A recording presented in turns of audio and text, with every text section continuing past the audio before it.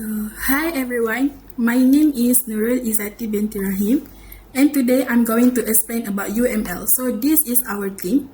I am Nurul Izzati. I am Nur Alia Natasha. I am JC. So UML is Unified Modeling Language and how it is used in Object-Oriented Analysis and Design, or OOAD. UML is a visual language that helps us plan and design software system before we start coding. So it allows developers to understand how different parts of a system connect together, just like a blueprint helps engineers build a house. So this is a class. In UML, a class acts like a template or blueprint for creating objects. It defines what data, called attributes, and what actions called operations the object will have.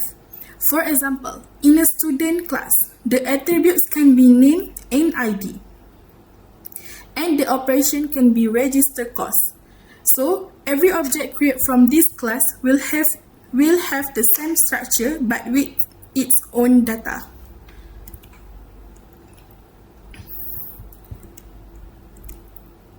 Here, we can see an example of an object in UML. The object name is student1 and it belongs to the student class. Inside the box, we can see its actual data, or what we call attributes value. For example, the name is Mira and the student ID is F1011. This means that student1 is a real instance of the student class. So, while the class is just a blueprint, this object represents a real student that exists in the system. And the last one is interface in UML. An interface acts like a contract that defines what method a class must have, but not how they work. Here, the interface name is student, and it includes three methods, which is enroll course, view course, and get details. The word void means that the method does not return any value. Meanwhile, string means that the method will return text data. For example, a student name or detail. This kind of interface helps make the system organized and flexible because every class that uses it must follow the same structure. Okay, so for the second is UML relationship symbol. So we have 5 connections. The first one is association, which is a student can take many courses and a course can have many students. So we have the example, which is student has courses. So the second is aggregation. The example is lecturer teach courses. So a lecturer teach some courses, but the course can still exist without the lecturer. The third one is composition. For example, course consists of module. A course is made up of the modules. If the course is deleted, the modules are also gone. And the next is generalization or inheritance. The example is lecturer can be person. So a lecturer can be a specialization of a general person class. And the last one is dependency.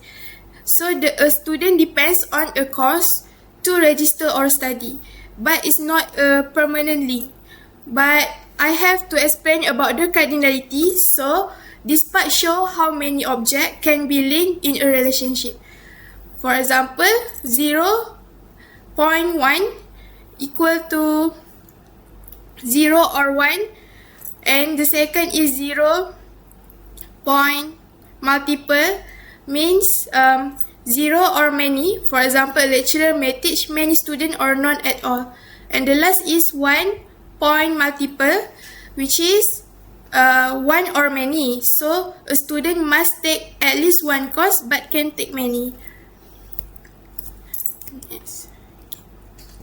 Okay, next. Developing a class diagram, the blueprint. So the example, a student can register for many courses. Each course can have many students.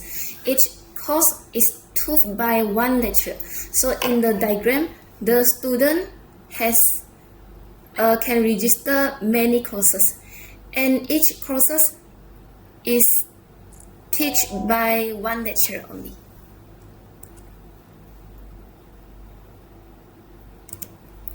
So the conclusion is UML helps us visualize and organize the structure of a system by understanding UML symbol, relationship, and class diagram. We can design software more efficiently and accurately. Thank you for watching. Bye. Bye.